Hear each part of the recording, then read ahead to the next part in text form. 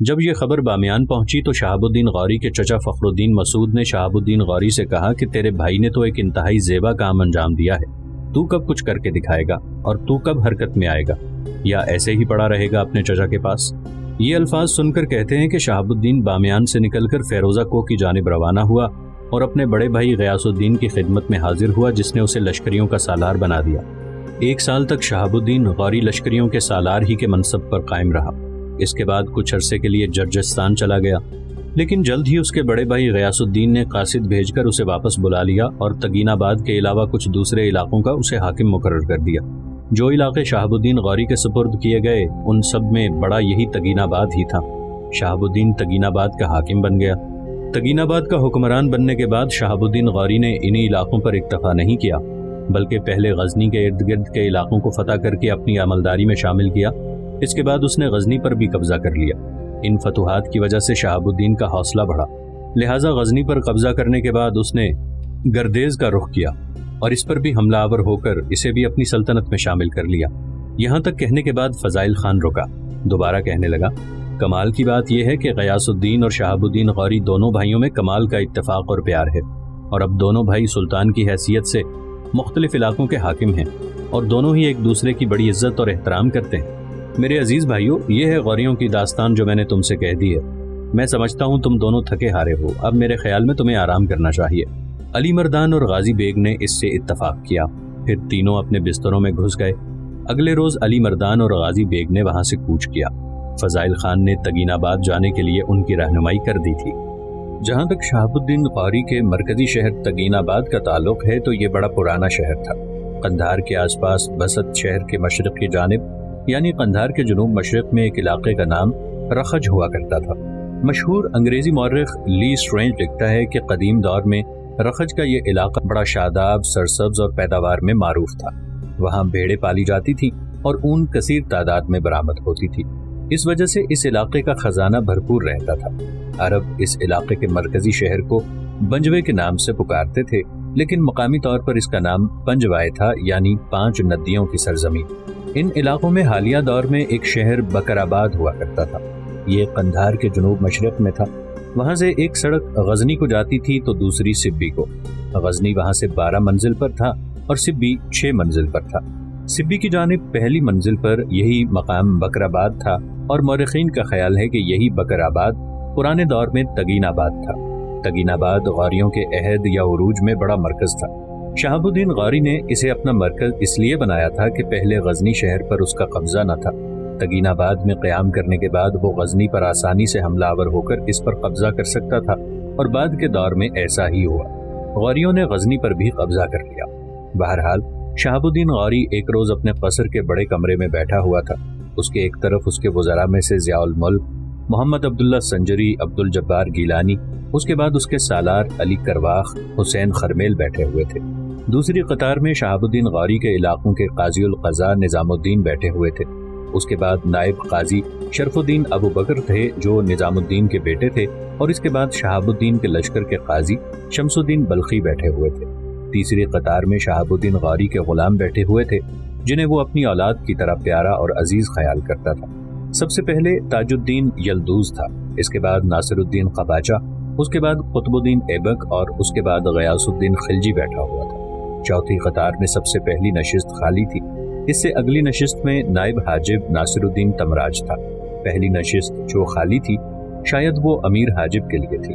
ناصر الدین تمراج کے بعد سلطان شہاب الدین غوری کے سرکردہ ساتھیوں میں سے حسین محمد حسنی، سلیمان شیش، امیر داؤد، ملک محفوظ، اور آخر میں ایک لڑکا بیٹھا ہوا تھا جس کی عمر 12 یا 14 سال کے درمیان ہوگی۔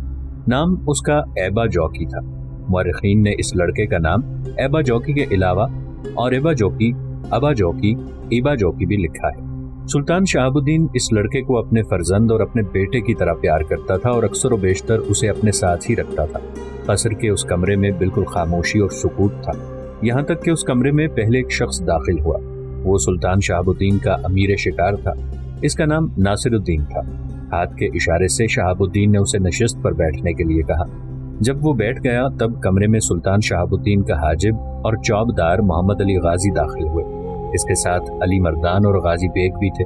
हाजिब मोहम्मद अली गाजी ने अली मर्दान और गाजी बेग दोनों को सुल्तान शहाबुद्दीन के सामने जा खड़ा किया। सुल्तान ने अपनी जगह से उठकर उन दोनों से पुरजोश अंदाज में मुसाफा किया, करीब ही उन्हें खाली नशिस्तों पर बैठने के लिए कहा। जब वो बैठ गए तब शहाबुद्दीन ने उन दोनों की तरफ देखते हुए कहना शुरू किया, मेरे हाजिब मोहम्मद अली गाजी ने मुझे बताया है कि तुम हिंदुस्तान के शहर मुल्तान से मेरे पास आए हो।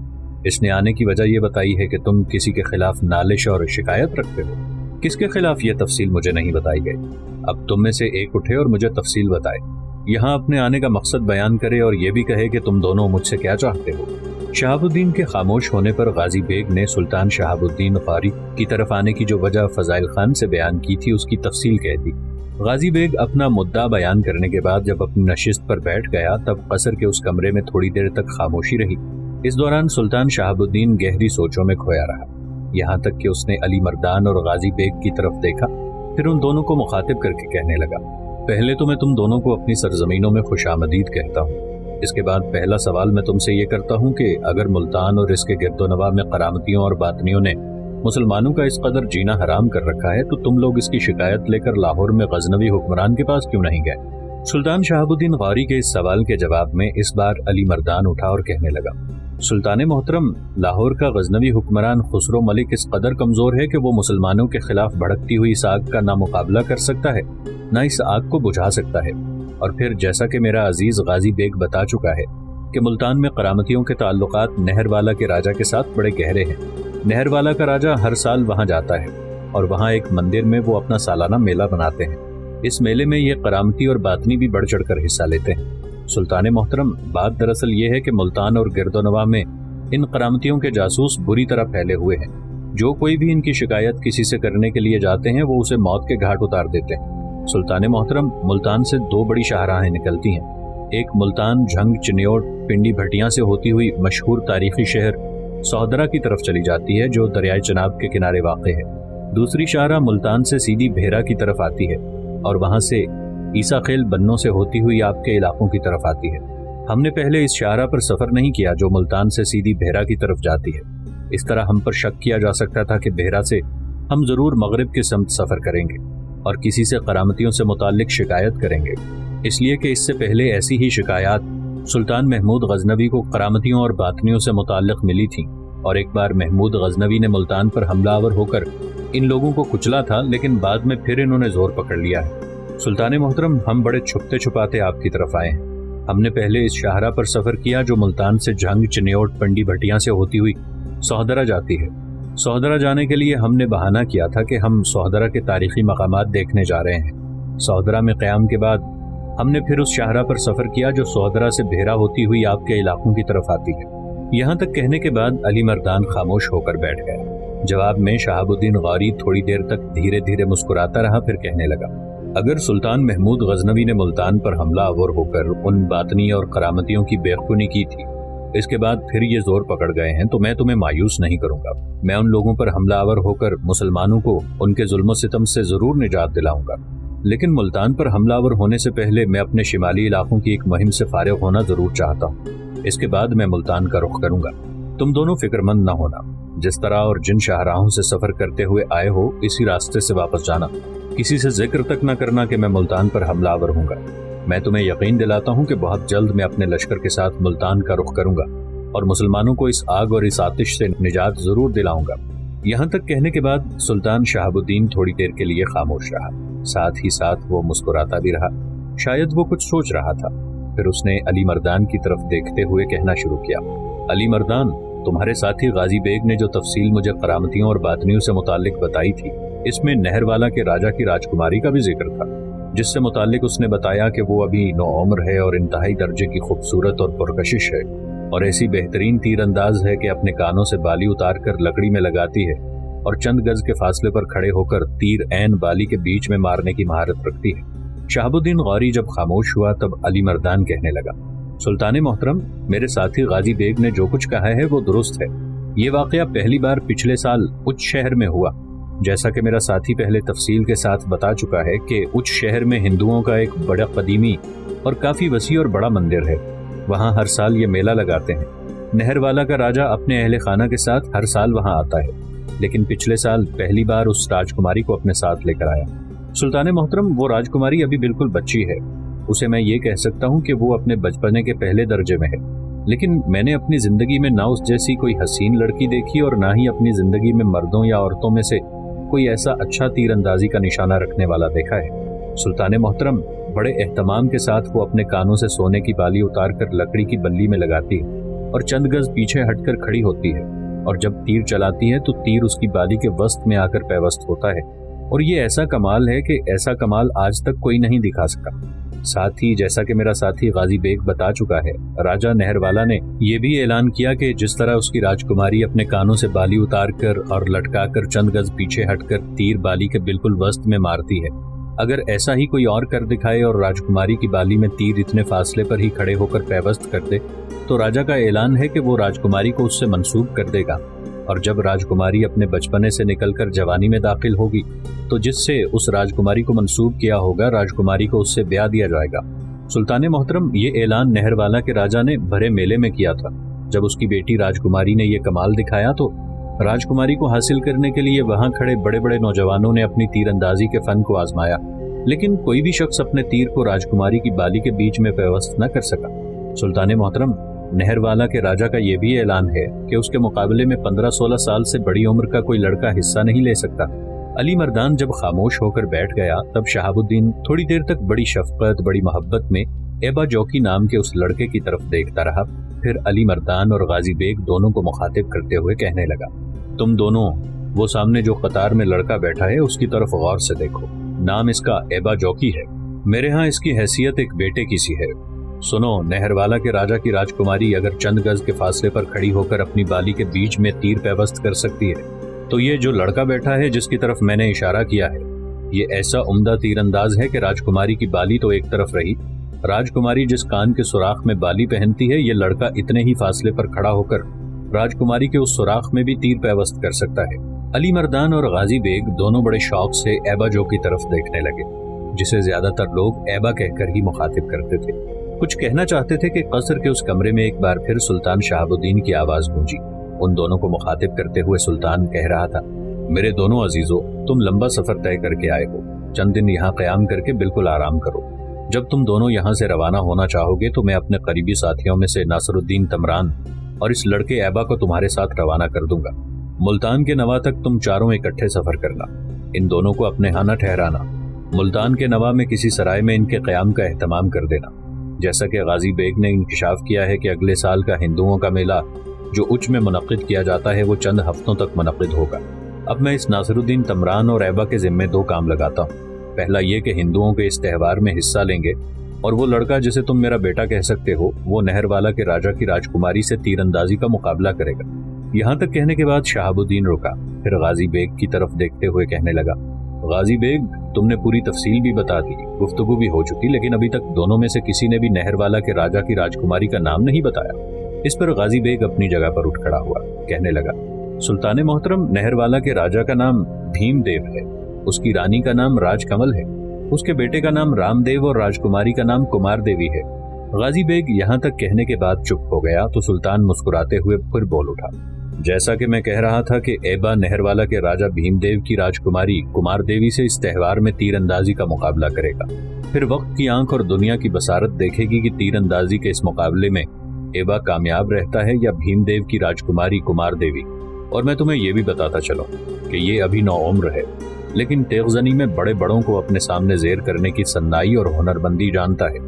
इनके जिम्मे में पहला काम बता चुका हूँ कि उच्च में होने वाले तीरंदाजी के इस मुकाबले में हिस्सा लेंगे। इनके जिम्मे दूसरा काम मैं ये लगा दूंगा कि ये मुल्तान और गिरदोनवा के इलाकों का जायजा लेंगे और देखेंगे कि वहाँ के हालात कैसे हैं, किस मौसम में हमें वहाँ हमलावर होना चाहिए, और अगर हम हमलावर होते हैं तो आसपास कौन सी कुव्वतें हैं जो करामतियों की मदद के लिए हमारे सामने आ सकती हैं। जब तक नासरुद्दीन और एबा दोनों मुल्तान और उच्च के अलावा इर्द गिर्द के इलाकों का जायजा लेकर वापस आएंगे, उस वक्त तक मैं अपनी शिमाल की मुहिमों से फारिग हो चुका हूँगा। इनके वापस आने के बाद जब पूरे हालात तफसील से बताएंगे, तब मैं अपने लश्कर के साथ यहाँ से कूच करूंगा और मुल्तान पर हमलावर हूँगा। सुल्तान शहाबुद्दीन गौरी का असल नाम मोहम्मद था। तख्त नशीन होने के बाद उसने मुइज़्ज़ुद्दीन का लक़ब इख्तियार किया, इसलिए हकीकी तौर पर उसका नाम सुल्तान मुइज़्ज़ुद्दीन मोहम्मद गौरी होना चाहिए। लेकिन چونکہ اسے ایام شہزادگی میں شہاب الدین کہہ کر پکارا جاتا تھا، لہٰذا تاریخ کے اوراق میں زیادہ تر یہ شہاب الدین غوری ہی کے نام سے مشہور تھا۔ شہاب الدین غوری پہلا مرد مجاہد ہے جس نے ہندوستان میں اسلامی حکومت قائم کرنے کے ارادے سے حملہ کیا۔ سلطان شہاب الدین غوری کو علاقے فتح کرنے اور اپنی مملکت کو وسیع کرنے کا بڑا شوق تھا۔ اس کام کے لیے جن جن خوبیوں کی ضرورت ہوتی ہے وہ بھی اس میں موجود تھی۔ وہ لشکر کی تنظیم و ترتیب دینے میں جواب نہیں رکھتا تھا، اپنے لشکر کو لڑانے اور رہنمائی کرنے کے ڈھنگ بھی جانتا تھا۔ شروع میں اس کی حکومت صرف چھوٹے سے علاقے پر تھی، لیکن اس نے چھوٹے سے علاقے کی حکومت پر قناعت کر کے بیٹھنا پسند نہ کیا۔ کہتے ہیں کہ ہندوستان پر حملہ آور ہونے سے پہلے ہی وہ ہندوستان میں اسلامی حکومت قائم کرنے کے خواب دیکھا کرتا تھا۔ مورخین یہ بھی لکھتے ہیں کہ وہ دھن کا بڑا پکا تھا اور جب کوئی ارادہ کر لے تو اسے پورا کر کے چھوڑتا تھا۔ وہ ناکامیوں سے گھبراتا نہ تھا۔ اس نے بڑے لائق غلام جمع کر رکھے تھے جو ملکی انتظام اور سپہ گری کی جدا جدا قابلیت رکھتے تھے۔ ان غلاموں کو وہ اولاد اور بیٹوں کی طرح عزیز رکھتا تھا اور وہ بھی ہمیشہ سلطان شہاب الدین پر اپنی جان نثار کرنے کے لیے تیار رہتے تھے۔ سلطان شہاب الدین کا کوئی فرزند نہ تھا۔ ایک مرتبہ کسی مصاحب نے کہا کہ اگر اللہ آپ کو فرزند عطا فرماتا تو آپ کے بعد آپ کے تخت و تاج کا وارث بنتا۔ اس پر سلطان نے مسکراتے ہوئے فرمایا، میرے غلام میرے بیٹے ہیں، یہی میرے بعد میری سلطنت کے وارث ہوں گے۔ اور اس نے جو کچھ کہا تھا صحیح نکلا کہ غلام ہی اس کے بعد وارث ہوئے اور اس کی سلطنت اس کے غلاموں میں تقسیم ہوئی۔ سلطان شہاب الدین غوری صحیح معنوں میں ہندوستان کی اسلامی ریاست کا بانی تھا۔ اس میں کوئی شک نہیں کہ سپہ سالار کی حیثیت سے وہ سلطان محمود غزنوی کا مقابلہ نہیں کر سکتا تھا، لیکن اس میں ایک ایسی خوبی تھی جو سلطان محمود غزنوی میں بھی نہیں تھی۔ وہ خوبی یہ کہ شہاب الدین غوری جن علاقوں پر حملہ آور ہوتا انہیں اپنی سلطنت میں شامل کر کے ان کے انتظام و انصرام اپنے ہاتھ میں لے لیتا تھا۔ اس کی یہی خوبی ہے جس کی بدولت اس نے ہندوستان میں اسلامی سلطنت کی بنیادیں مضبوط کر دیں۔ یہ بڑا مستقل مزاج، بردبار اور دور اندیش سلطان تھا، شکست کھا کر بھی ہمت نہ ہارتا۔ سلطان محمود غزنوی نے اپنی زندگی میں کئی معرکے سر کیے، بڑے بڑے سرکش، بڑے بڑے جابر راجوں اور حکمرانوں کو اپنے سامنے گھٹنے ٹیکنے پر مجبور کر دیا۔ اس نے زندگی میں کبھی شکست نہیں کھائی، جبکہ سلطان شہاب الدین غوری کو ہندوستان کے معرکوں میں 2 مرتبہ شکست ہوئی۔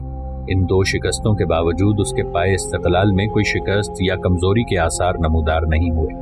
اس نے جو بھی علاقے فتح کیے وہاں مستقل طور پر مسلمانوں کی حکومت قائم کی۔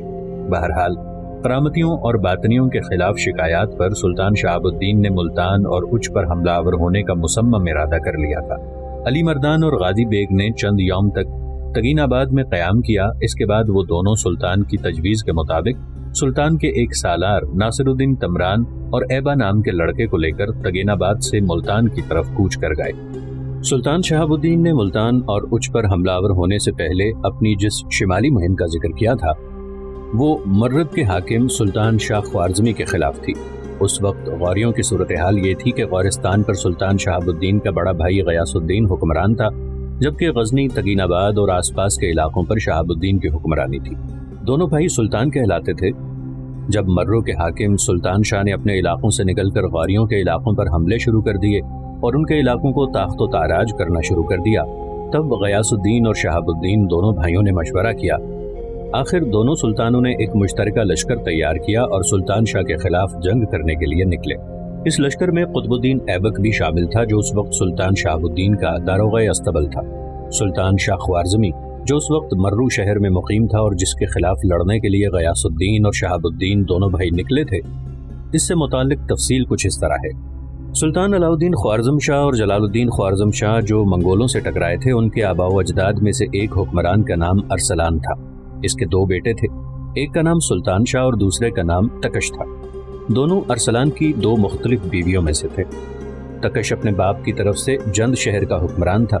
جب ارسلان فوت ہو گیا تو سلطان شاہ کی والدہ ملکاب خاتون نے، جو اس وقت دربار میں موجود تھی اور دربار کے امراء پر اپنا دبدبہ رکھتی تھی، ان کے ساتھ ساز باز کر کے اپنے بیٹے کی تخت نشینی کا اعلان کر دیا۔